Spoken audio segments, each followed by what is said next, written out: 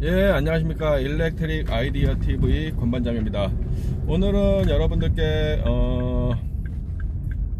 제가 올린 영상에 대해서 지금 설명을 하고 있어요. 뭐 SFC 영상도 올렸고, 그다음 개통 병입할 적에 싱크로스코프에서 이제 동입돼서 이제 차단기가 투입되는 영상도 올렸습니다. 근데 여러분들이 그 조회수가 별로 없더라고요. 되게 보기 어려운 일반인들이 보통 변전실에서 근무하시는 분들은 싱크로 체크 정도만 하고 타일을 넣든 말든 뭐 이렇게 하죠. 싱크로 동기 싱크로스코프를 가지고서 실제 동기하는 거를 몇몇 사람들 아주 극히 일부 사람만 빼고는 볼 수 없는 그 영상이에요, 사실은. 그래서 여러분들께 이제 공유를 좀 시켜드렸던 건데, 싱크로스코프는 이제 보통 제너레이터 컨트롤 패키지에 이제 설치를 해요. 이제 발전 설비를, 저는 이제 변전 설비도 설계를 해봤고, 발전 설비도 설계를 해봤어요. 그래서 이제 여러분들께 이제 말씀을 드리는 거고요. 보통 해외 같은 경우는 GIS를 이용을 해서, GIS의 베이 컨트롤을 이용해서 이제 동기를 넣는 경우가 있고요. 제가 이제 올려드린 거는 우리나라 같은 경우 이제 G10이라는 이제 제너레이터 서킷 브레이커를 이용해서 이제 동기를 합니다. 그래서 제너레이터 서킷 브레이커의 위치가 보통 변압기와 차단기, 변압기와 제너레이터 사이에 이제 G12가 설치를 되고요. 이제 제너레이터 컨트롤 패키지에서 싱크로스코프에서 이제 PT를 제너레이터 단에 하나 올려놓고 나머지 하나는 비교를 해야 되죠. 동기의 그 위상과 전압과 주파수를 비교를 하려면 어떻게 해야 되겠어요? 스위치 기어단에 이제 또 주파수와 전압을 비교를 하잖아요. 기준이 되는 거는 스위치 기어의 계통은 이제 살아있다고 가정을 하고, 실제 이제 조정할 수 있는 팩타는 송전솔로를 발전단에서 조정을 못 하잖아요. 그렇기 때문에 송전솔로에 있는 TL 트랜스미션 라인에 있는 이제 주파수와 전압과 그 다음에 위상을 기준으로 해서 제너레이터에서 이제 싱크로스코프를 이용을 해서 이제 전압과 주파수를 체크를 합니다. 그리고 이제 위상도 체크를 해요. 그래서 이 세 개가 충족이 됐을 적에 이제 G12가 열려있는 G12를 닫아줍니다. 그래서 싱크로를 해주죠. 싱크로를 해주고, 그때 개통이 병입되면 이제 발전기에서 이제 제너레이션을 해서 송전솔로 쪽으로 전기를 이제 공급하게 되는 겁니다. 이게 싱크로스코프는 어떻게 이제 송전솔로의 개통 전압을 어떻게 맞추냐 봤을 적에 당연히 이제 스텝업 트랜스포머의 변압비만큼 이제 전압이 올라가고요. 이제 그 주파수와 이제 전압과 위상은 이제 제너레이터에서 이제 AVR, 오토매틱 볼테이지 레귤레이터와 가바나 컨트롤을 통해서, 이제 여러분들께서 쉽게 설명하면, 가바나 컨트롤은 이제 주파수를 이제 컨트롤을 해주는 거고요. 미세하게 컨트롤을 해주는 거고요. AVR은 오토매틱 볼테이지 컨트롤, 레귤레이터는 전압을, 이제 개통에 연결되는 전압을 미세하게 조정을 해줍니다. 그래갖고 개통 전압과 발전기의 전압과 위상, 주파수를 비교를 해서 이제 맞는 이제 매칭이 되는 시점에 이제 투입을 하게 되는 겁니다.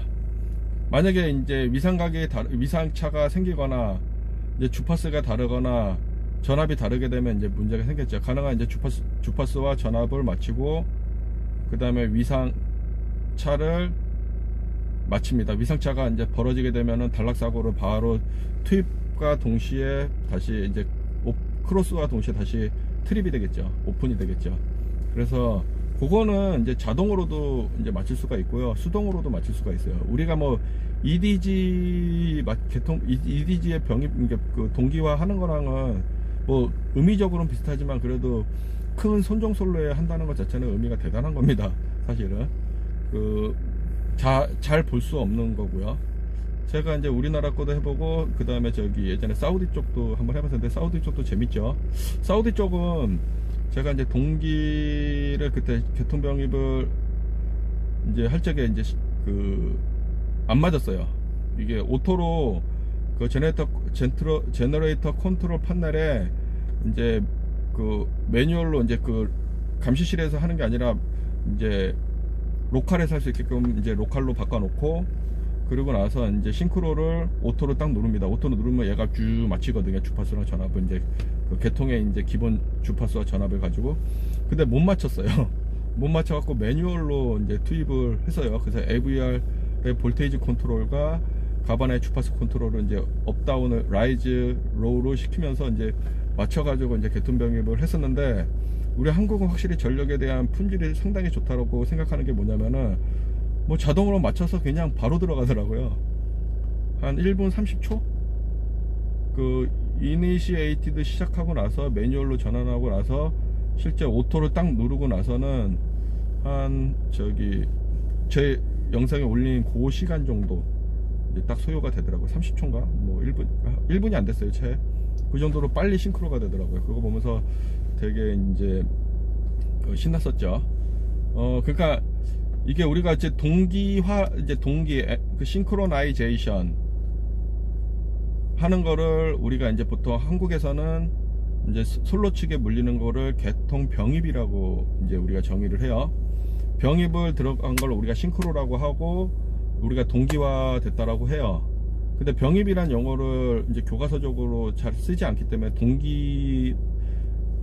동기라고 막 이렇게 쓰기 때문에 여러분들이 병입이라는 의미를 잘 모를 수도 있어요. 그리고 계통에서 병입이 됐다가 이제 제너레이터가 이제 운전 정지를 해야 되는 경우가 있어요. KPX로부터 전력거래소로부터 이제 급전 정지를 받는 경우가 있는데, 그때 계통에 분리되어 있던 거를 이제 빼는 과정을 병해라고 해요. 병해. 누는 걸 병입, 빼는 거를 병해. 그래서 상식적으로 여러분들께서 뭐 발전소에 근무하지 않아도 좋아요. 상식적으로 계통 병입과 병에 대한 개념, 그 다음에 계통 병입을 하기 위해서는 주파수와 전압과 그 다음에 위상이 맞아야 된다는 거, 이거는 전기기사에서도 나오고, 그 다음에 기술사에서도 나옵니다. 그리고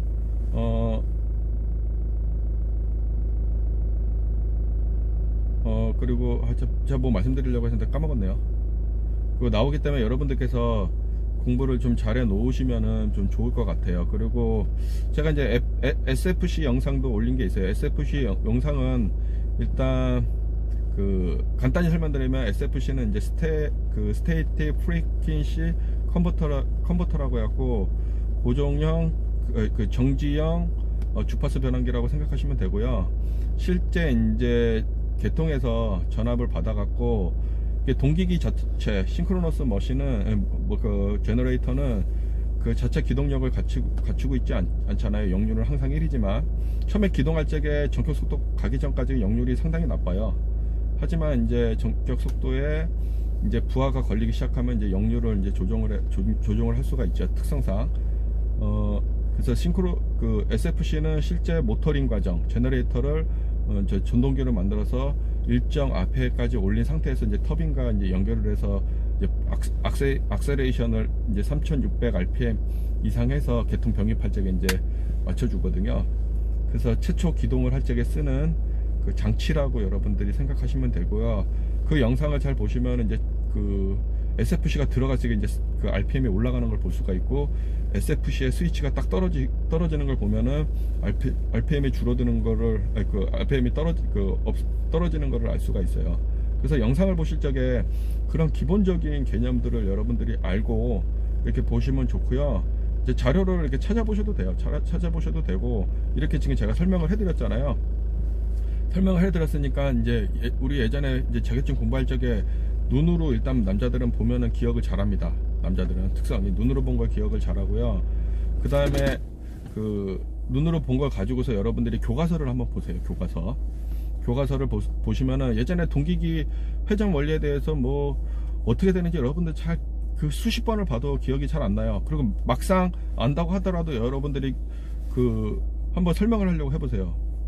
못해요. 이게 못하면은 결론은 여러분들이 이해를 못하고 있다라는 겁니다. 그러니까는 이제 이런 과정들을 한번 지금 제가 이렇게 프로텍션에 관련된 과정들도 잠깐 설명을 드렸고, 그 다음에 제너레이터 기동하는 방법도 개통 병입과 병에 관련된 사항도 얘기를 했었고, 그 다음에 이제 SFC 관련돼서 실제 모터링 전동기를 만들어서 회전을 한 다음에 분리된 다음에 터빈에 의한 이제 그 출력을 통해서 회전력을 만들어서 제너레이션 된다라고 했고, 그 다음에 익사이터를 통해서 이제 계좌 전압을 조정을 해서 이제 발전 전압을 만들어서 이제 통신소도 이제 발전을 하게 되는 거죠. 이거 자체가 다 전기 기기에 있고, 그다음에 전력공학에 있고 다 있는 겁니다. 그러니까 여러분들께서 한번 이런 개념들을 알고 계시면은 나중에 실무에서도 여러분들이 이제 응용을 할 수가 있는 거예요. 그런데 이런 과정을 모르고 나서 여러분들이 그냥 교과서적으로 공부하다 보니까 어디에 쓰는지를 모르니까는 실제 이제 외우는 거죠. 그냥 이해를 못하고 외우고 시험이 끝나고 나면은 그냥 다 까먹는 거예요. 그러고 나서 여러분들께서 나중에 이제 기술사 공부를 할 적에 보면 다시 봐야 되는 거야. 그러면 깜깜한 거거든요. 처음부터 나이 한 50 넘어가지고 공부한다고 생각해 보세요. 이해를 못한 상태에서 이제 다시 공부하려고 하니까 기술사가 어려운 거거든요. 그래서 여러분들께서 어차피 한번 공부하는 거 확실히 해놓고 서브노트로 만들어 놓으면은 시간이 지날 적에 까먹을 적에 다시 본인이 공부한 것들은 보면은 또 기억이 난다는 거예요. 그러니까 여러분들께서 이제 본 영상을 보실 적에 그렇게 좀 활용을 하시면 좋을 것 같아요. 이상 설명을 마치겠습니다. 감사합니다.